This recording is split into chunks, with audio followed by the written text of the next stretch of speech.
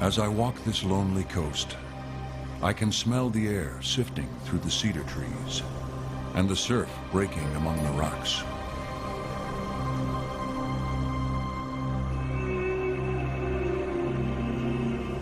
The moon overhead is a guiding mistress who drives all life with the steady pulse of her tides.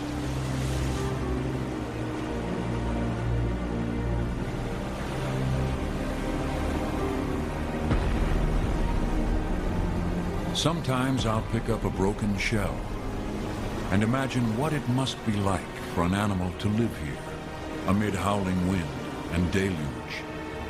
And always, the waves flinging themselves furiously against the shore.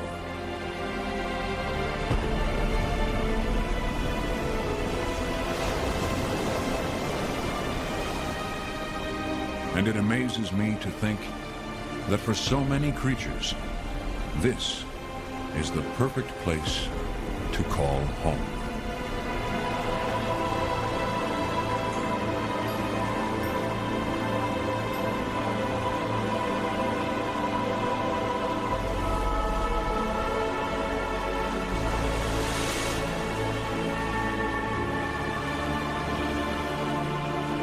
Around the Earth, there is an empire that stretches for 1,000,000 miles, where the oceans surge against the shore.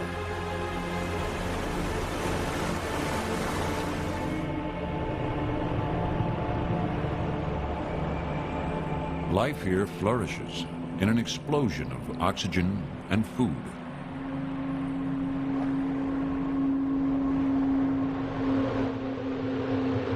Imagine living in an endless underwater hurricane, and you might think of death and destruction. But here, the more violent it gets, the more bountiful life seems to become.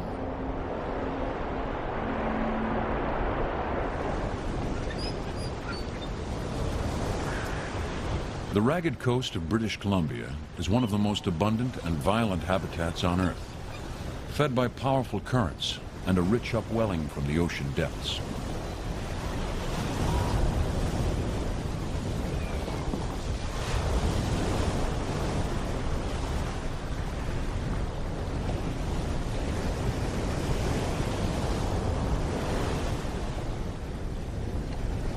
The creatures that call this place home have evolved over millions of years to lead long, stable lives amid endless turmoil.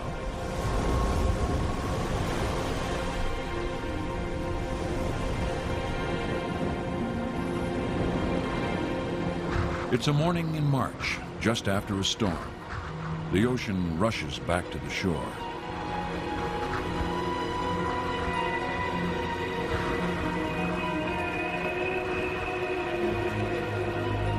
The tide is the one constant element in this world of unpredictable change.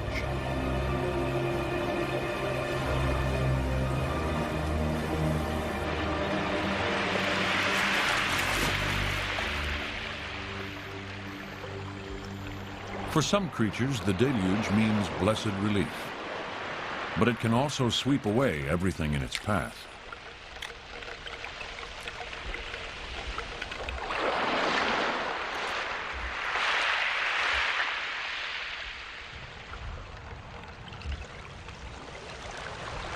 It's a constant struggle to hang on.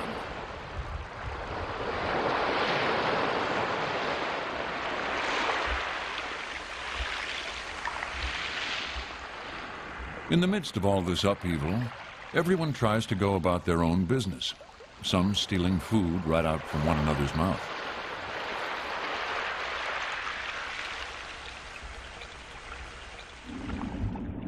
The water deepens.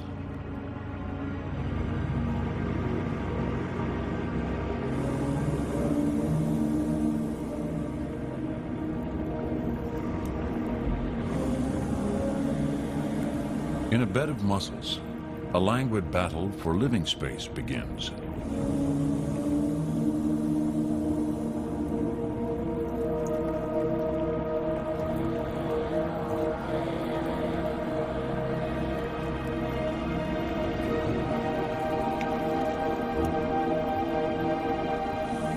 The Though it looks as if the mussels are sticking out their tongues, these are actually feet, which secrete thin white threads of gluey fiber. In the aftermath of the storm, they use these threads to cement themselves back to the rock and to one another.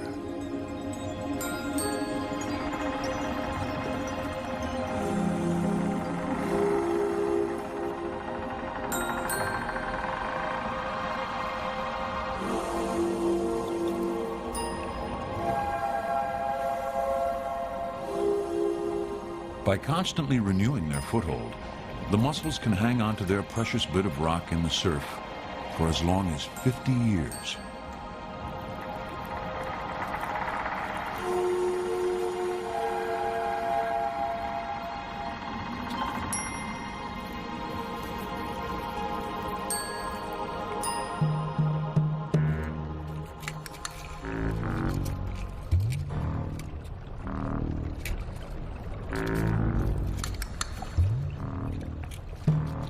Every nook and cranny down here is inhabited, and the competition is intense.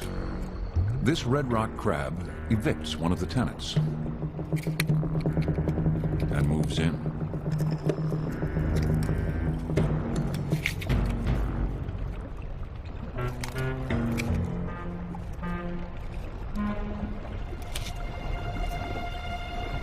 Somebody else may be happy just to live on your back.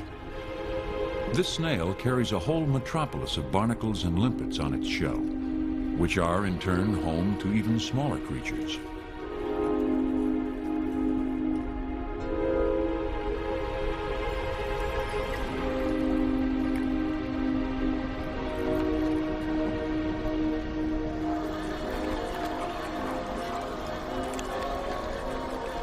The rising tide brings out the locals, eager to explore the neighborhood.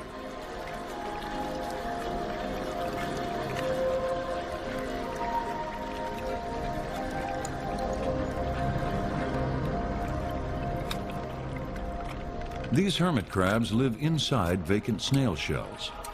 Like us, they're always looking for a bigger, better home, and they're willing to fight for it.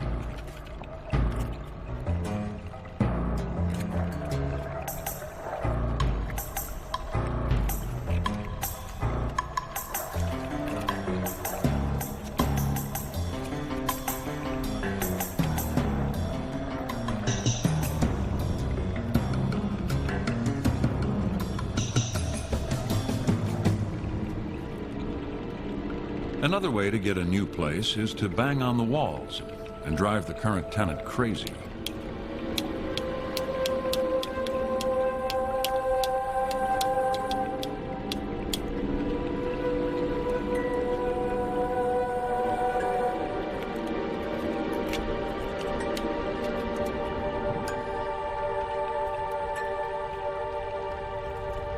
And if that doesn't work, you just reach in and yank him out.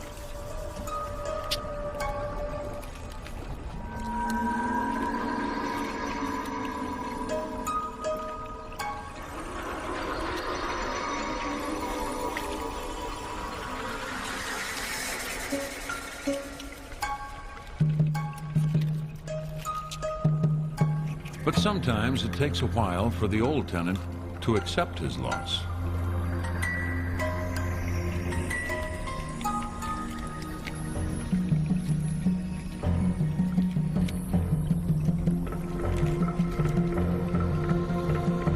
This hermit crab wanders too close to a hungry rock crab.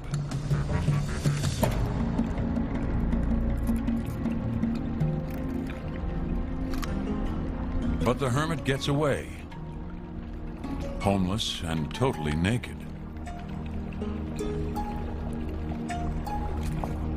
The rock crab discards his empty dinner plate, and the hermit moves right back in.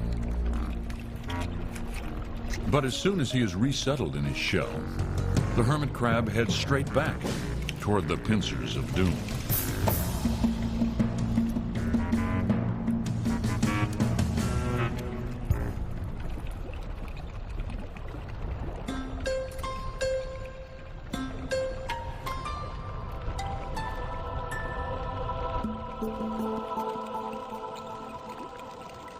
Another rock crab finds an easier way to capture a meal. He feeds on barnacles attached to the rocks.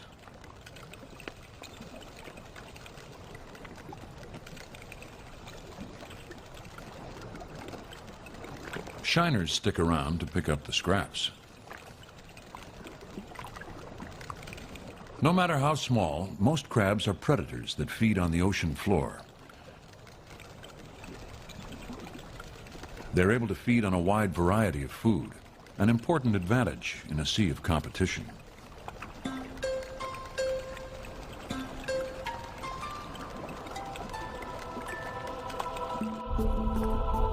For animals that don't leave home to search for food, the competition is for the best real estate. Some creatures have found a way to take over an enormous area by cloning themselves.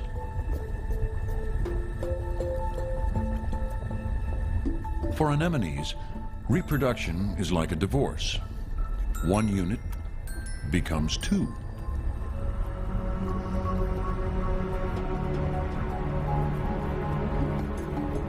The anemone can produce a whole army of clones to colonize new territory.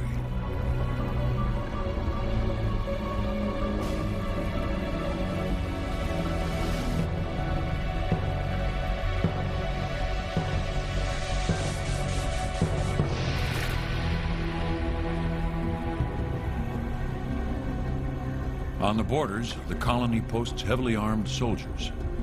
They attack neighboring colonies in a war for space that may last hundreds of years.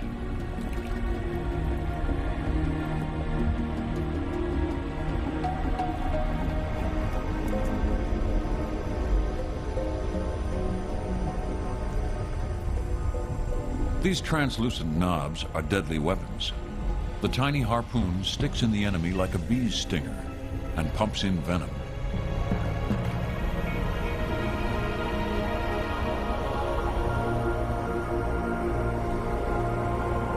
The Red Army defends its colony across a no man's land, keeping the White Army at bay.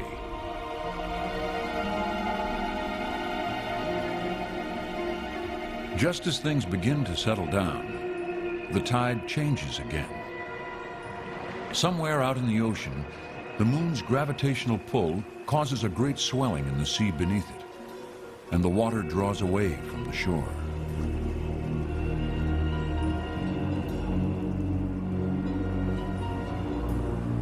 The creatures that have adapted so well to underwater life must suddenly face all the strange and dangerous forces of the open air.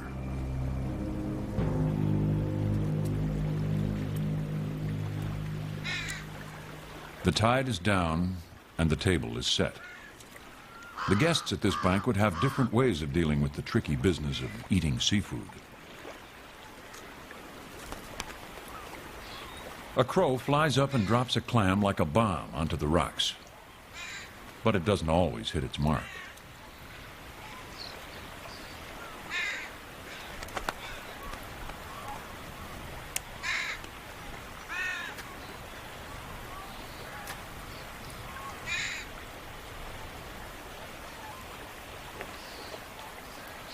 It's learned to go high enough to break the shell, but not so high that other birds can sneak in and steal its hard-earned feast.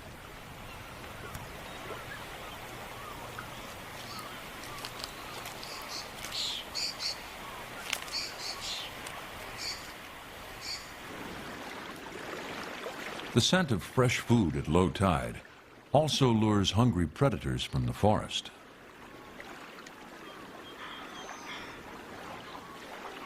This early in the year, the shoreline is the best place for a black bear to sniff out something to eat.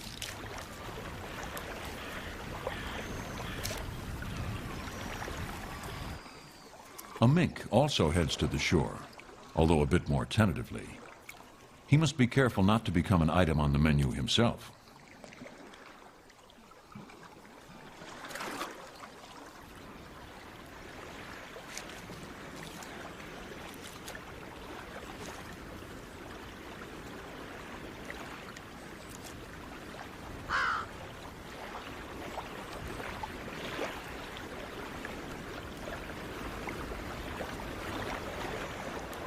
The hungry bear finds a seafood snack licking up tiny crabs with a modicum of effort.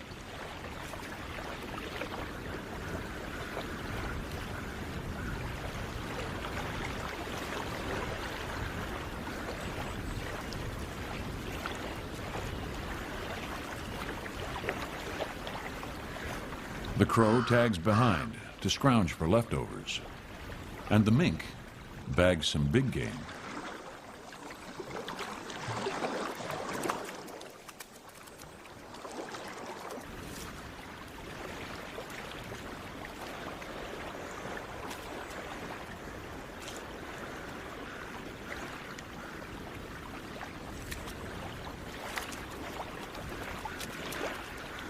It's a warm spring day, and the heat drives the bear back to the shade of the woods.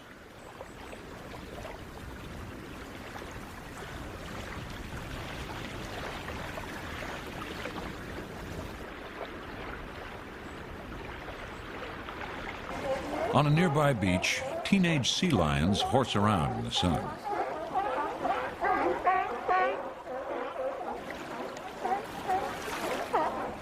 Play fighting prepares the males for future battles for mates.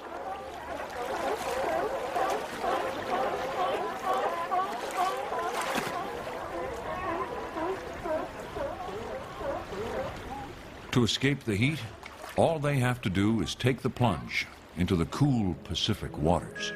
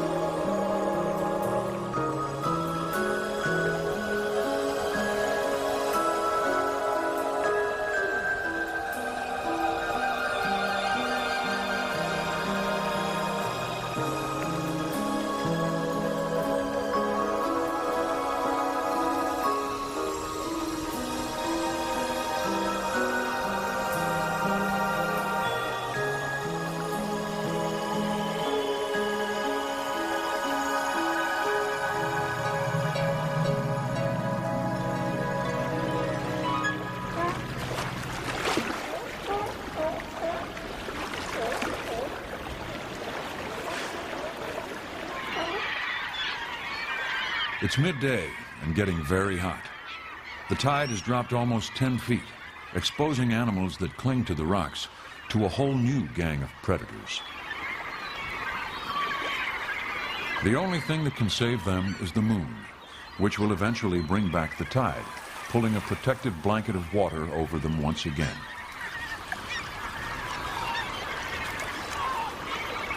But at this time of day, the tides are at their lowest. And it's not just predators that threaten the life at the edge of the sea. The kelp forests, which thrive underwater, now suffer in the heat and bright light.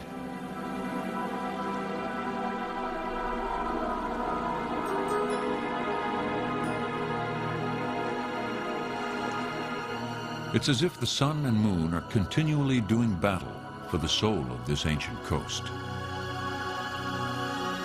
The shallow tide pools heat up, and there's little oxygen left.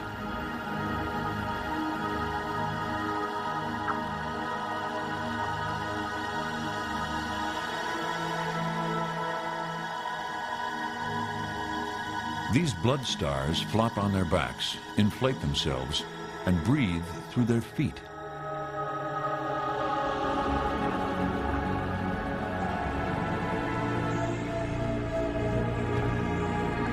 The tide pool sculpin draws oxygen from the surface layer, but its cousin, the grunt sculpin, isn't adapted to these perilous conditions.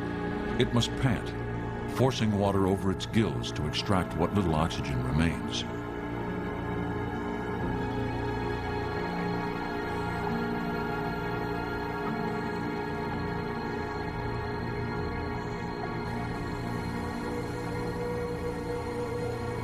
High tide is still a long way off.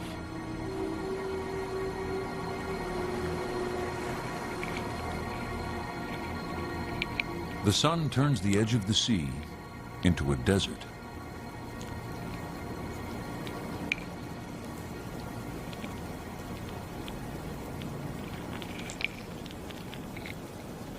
It begins to cook the shellfish in their own juices.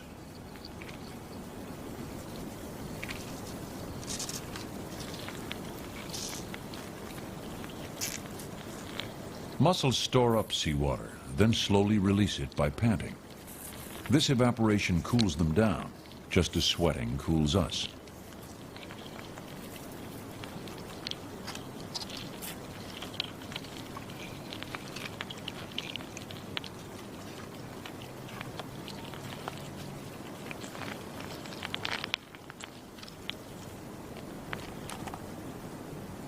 Sea stars can't control water loss, so they move toward moisture and shade. Anemones wrap themselves up and put on a coating of mucus to conserve the last vital drops of water.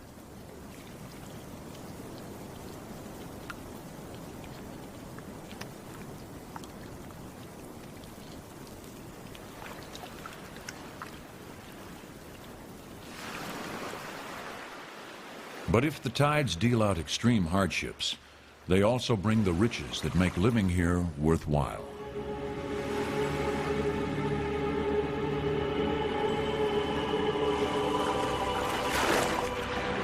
The turning of the tides is a bracing plunge back into frigid water and a flush of oxygen.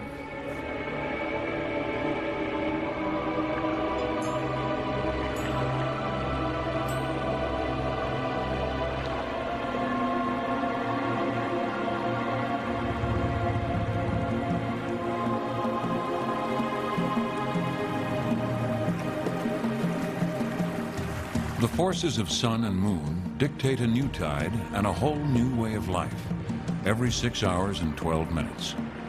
It's a clockwork rhythm that has played itself out on this shore every day for millions of years.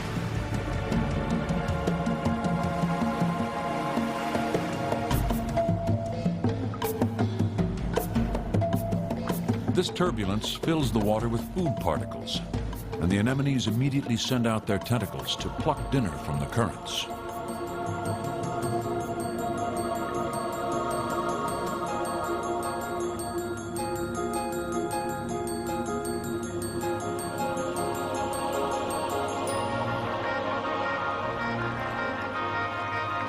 Snails come out from their hiding places to graze like a herd of wildebeest.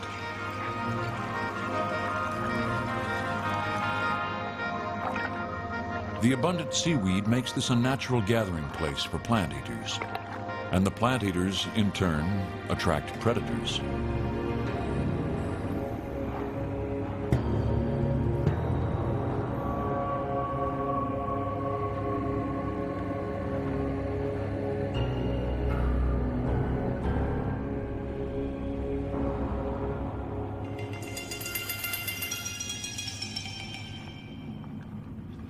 A sea star in hot pursuit of a limpet. It's hard to imagine a slower chase scene.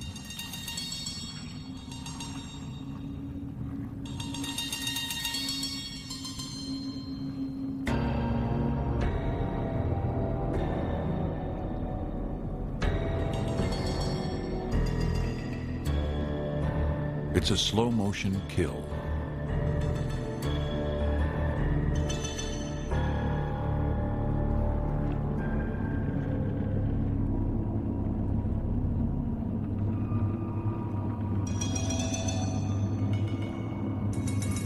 The keyhole limpet doesn't even attempt to escape. It merely lifts its mantle, covering its shell with a smooth surface. The sea star can't get a grip.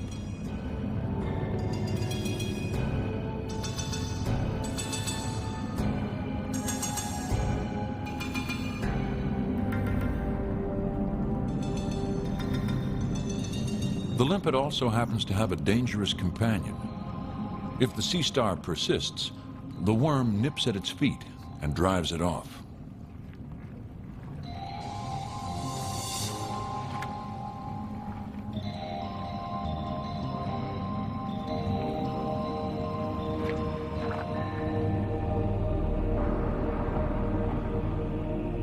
For this bed of mussels, the danger now comes from below, as bands of hunters advance with the rising tide.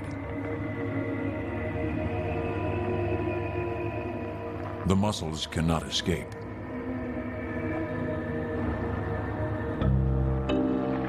A rock crab heaves a mussel loose, while sculpins wait for him to break open the shell.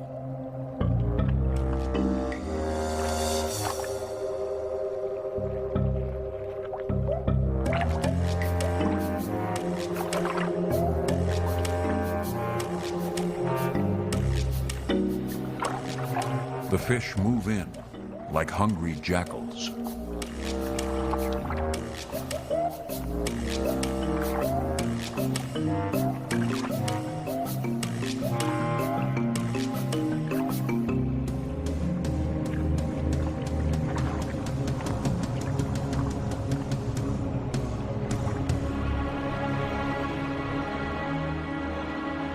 Here along the coast, there's an endless supply of food, shelter, and oxygen.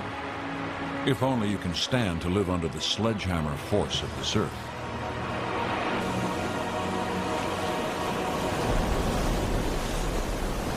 The edge of the sea is a narrow corridor of life. We see only the surface with its spectacular extremes. Just below, the habitat is more placid. It's a hideout for marauding killers like these sea stars.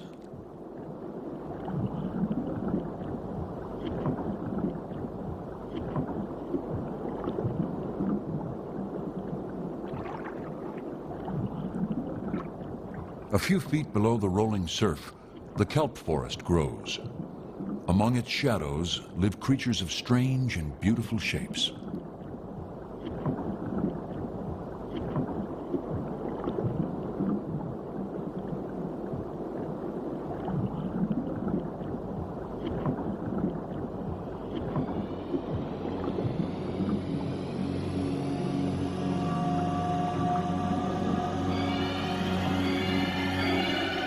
Down here, protected from the turbulent waves above, animals can survive without a hard shell.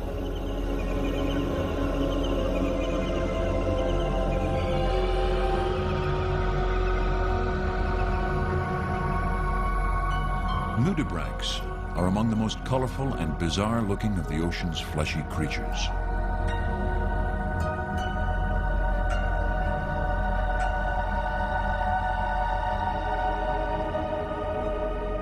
The opalescent nudibranchs are particularly aggressive, but it's sometimes difficult to tell if they're fighting or mating.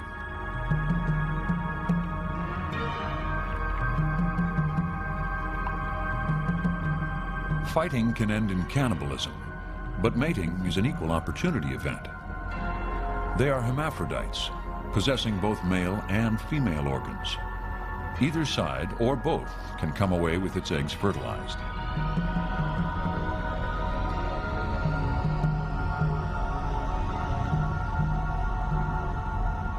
But a soft body does have its disadvantages.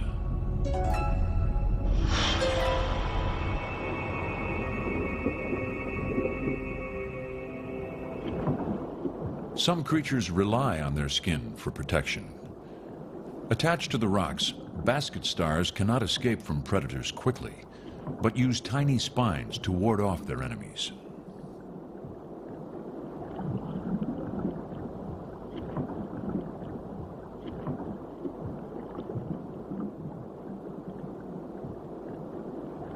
Though they may look like ferns of the sea, basket stars are actually relatives of the starfish. They use their long arms to surround and capture plankton swept past them in the current.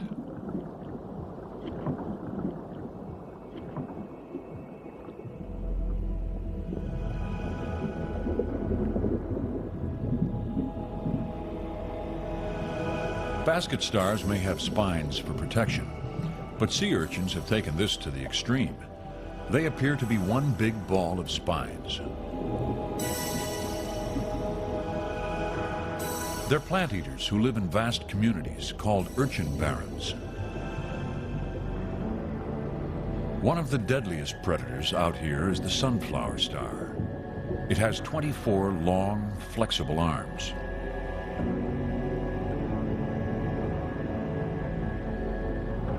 They reach out in search of prey, which they chase down on 15,000 tube feet.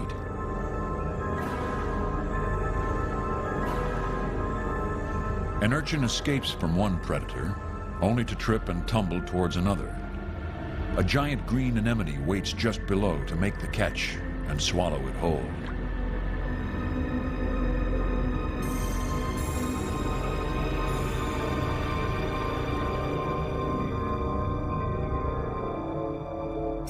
The sunflower star persists.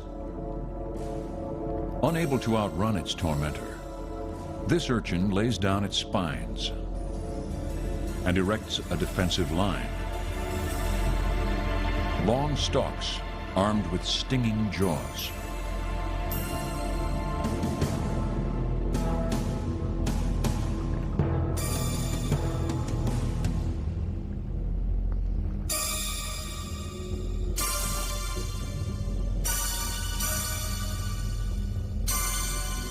The star lurches away with its enemy's stingers embedded in its flesh.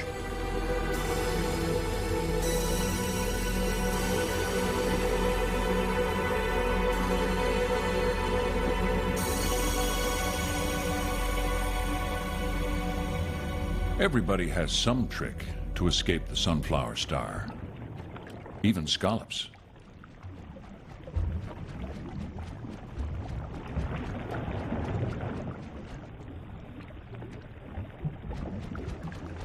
The scallop's mantle is fringed with tentacles to smell predators and eyes to sense menacing shadows.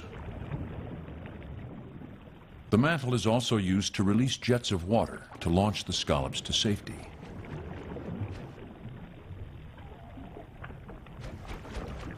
They're like flying dentures.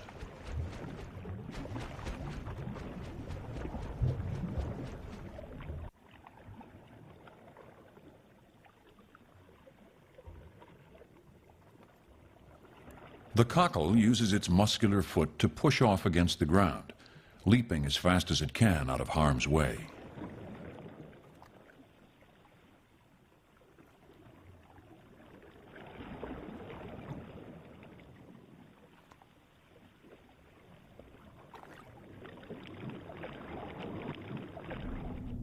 A leather star approaches an anemone, which responds with what looks at first like a strange, sensual dance.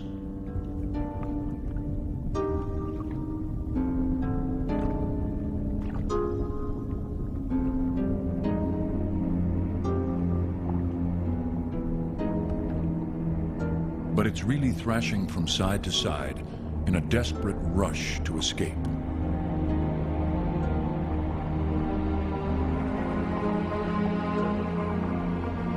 A muscular cone at the base inflates to help break its hold, and it swims to freedom.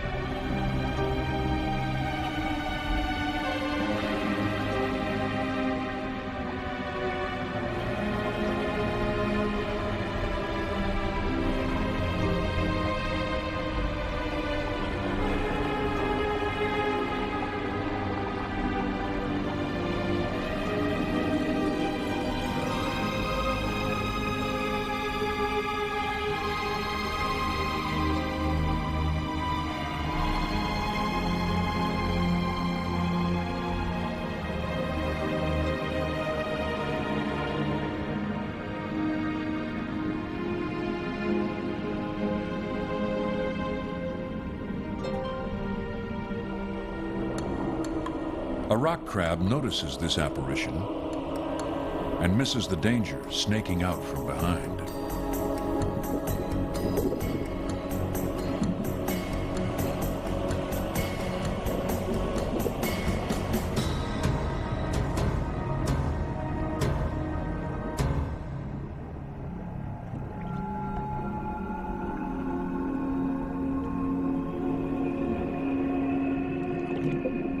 This giant Pacific octopus is more than 9 feet long, but it's completely boneless and can collapse itself to fit back into its lair.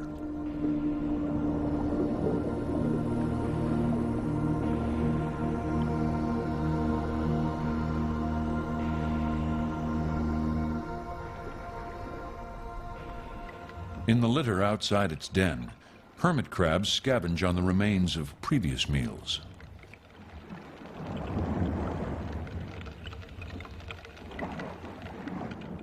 It seems crabs are on everyone's menu today. This Irish lordfish has spotted tonight's main course. But the crab puts up a fight inside his mouth, and the fish spits him out.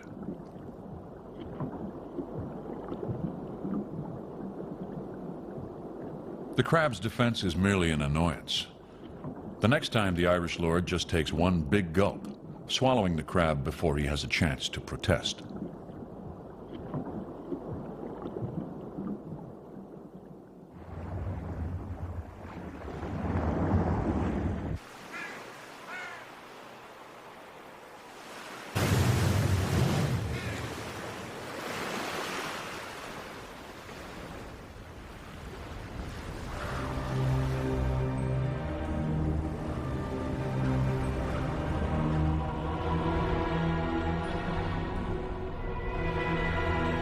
The tide is turning again, in the last act of an ocean whose clock ticks to the rhythms of the moon.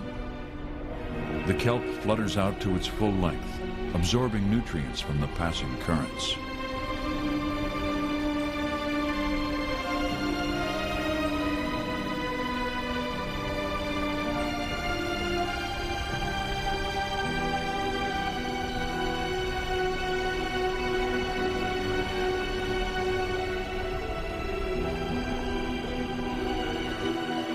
The passage of the moon doesn't merely drive the tides. It also sets the stage for courtship for all the creatures at the edge of the sea.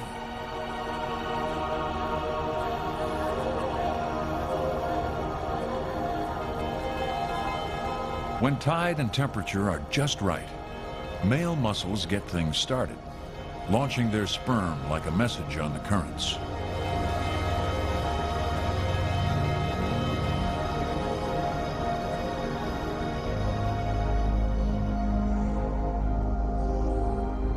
Male and female cannot reach each other, so she releases her thread-like sacs of eggs, sending them off to their rendezvous.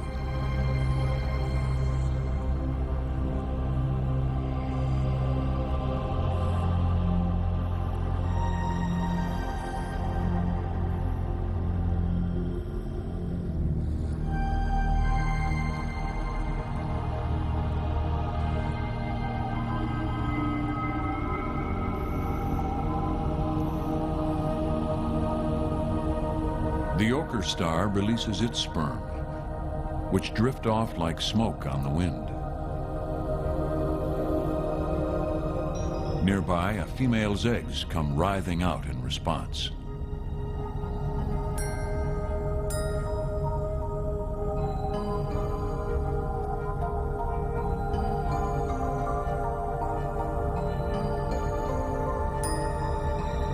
They mingle on the slow currents.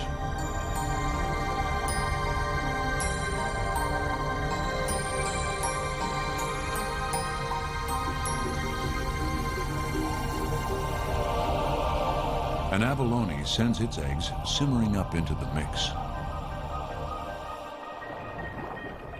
With all these animals reproducing at the same time, barnacles can eat eggs at every meal.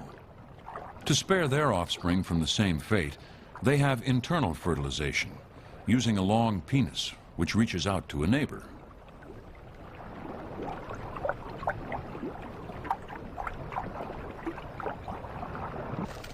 Barnacles are at least assured that the sperm and egg will meet. But after the larvae develop, they are released from the safety of the shell to face the perils of the sea by themselves.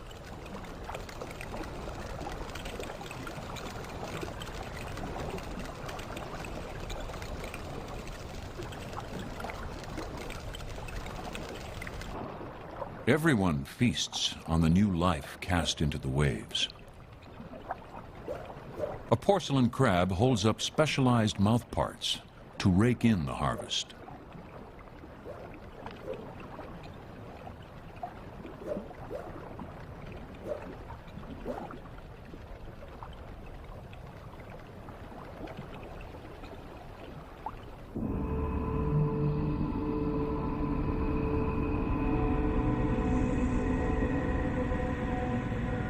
The sea urchins release a snowstorm of sperm and eggs, which spiral together on the current to create life.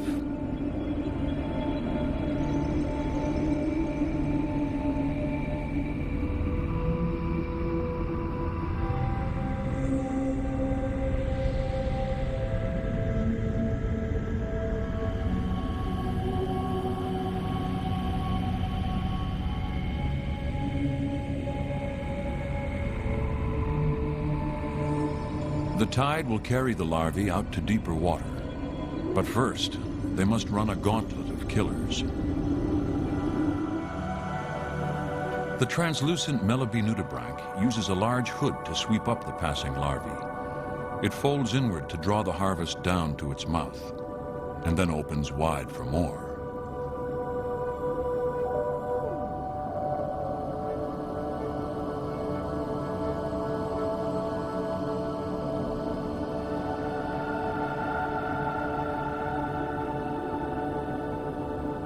These nudibranchs, anchored on the kelp, feast on the passing buffet.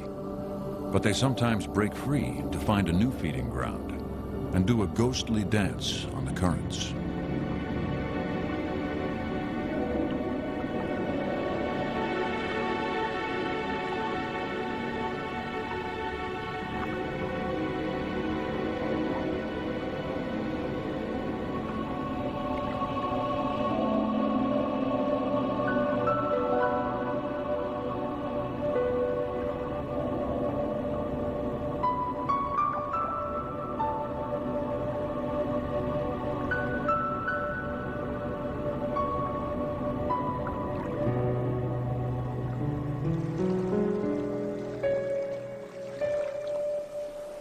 At dawn, another dance of life and death is about to begin.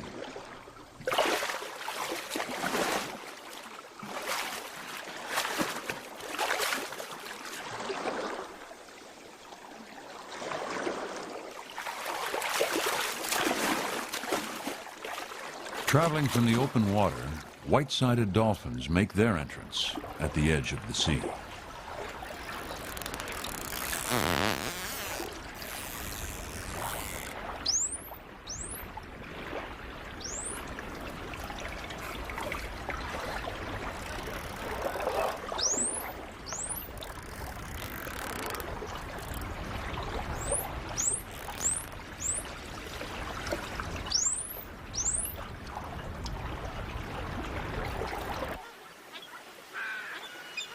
Under the warmth of the March sun, something is stirring.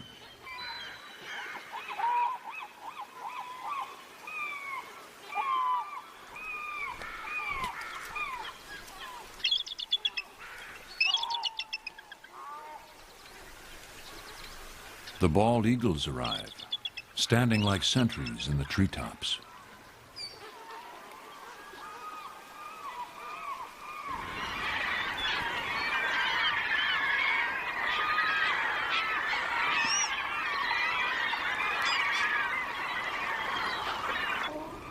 They are watching and waiting for what now appears at the end of the rainbow.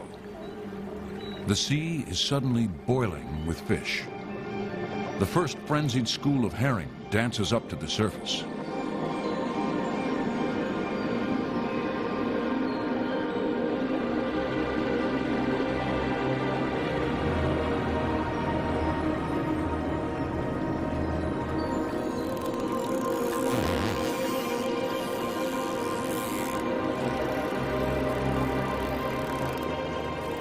The herring panic and swarm back down into the depths.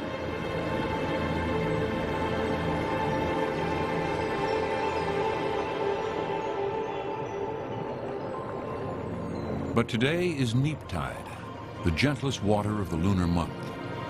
It's the best time for the herring to breed.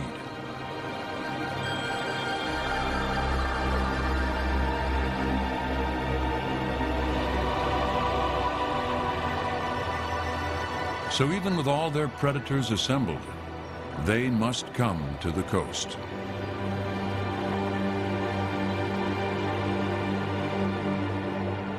About 3 billion herring come to British Columbia each year, arriving in wave upon wave.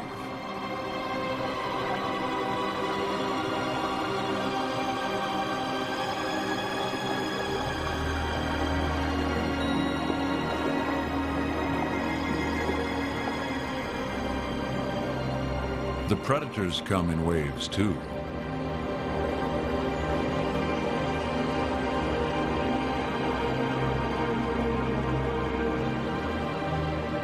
This is the feast they've all been waiting for.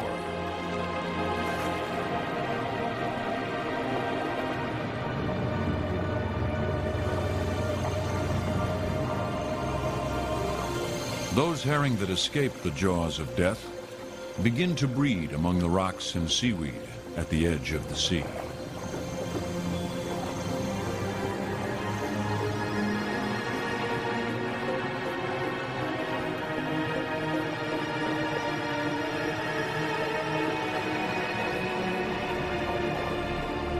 Wriggling along a blade of grass stimulates the females to deposit their eggs, which will be fertilized by floating sperm. The females glue their eggs to the grass to give them a foothold against the currents. The males saturate the area with sperm, and the water turns milky white.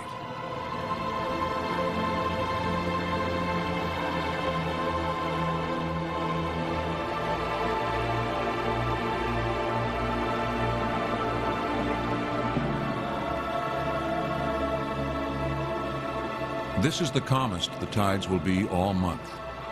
By breeding on this day, the herring's offspring are less likely to be washed out to sea.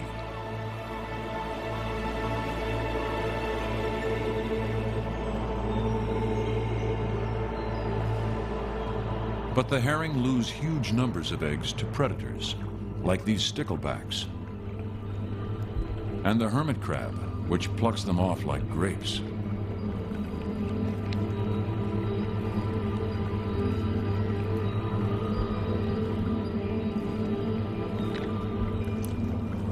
Everyone comes out for the feast. More than 26 million mouths feeding at this one spawning ground. The eggs are a respite from the usual business of eating one another.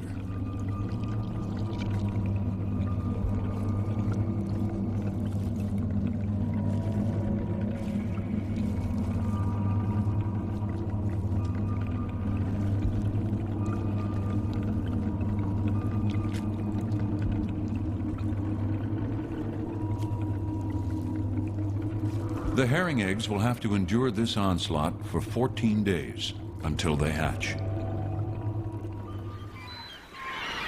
But at this spawning ground, there may be 800 billion eggs. That's more than all the predators put together can possibly eat.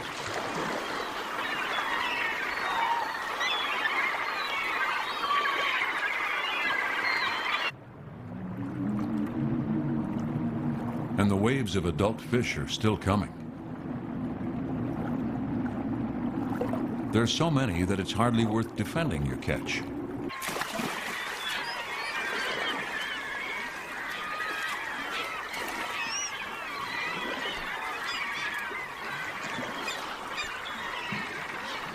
Sometimes it's too much trouble to capture your own herring. You can just bully some other bird, and fish fall out of the sky.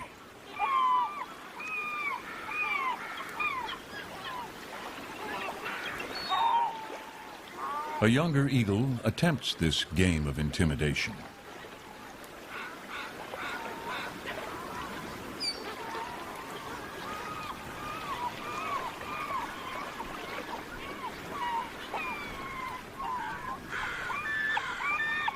But it fumbles the pickup.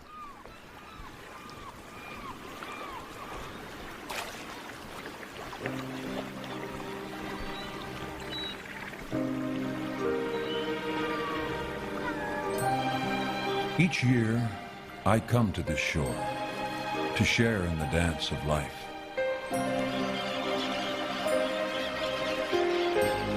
I lift my face in the roar of wing beats, and everything suddenly connects.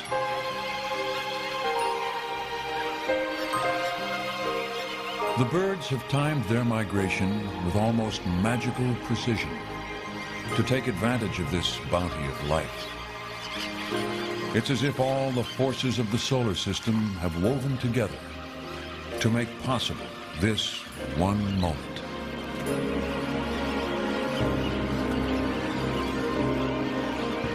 Too soon, this exaltation of animals will disperse, with bellies full, to begin their own breeding seasons.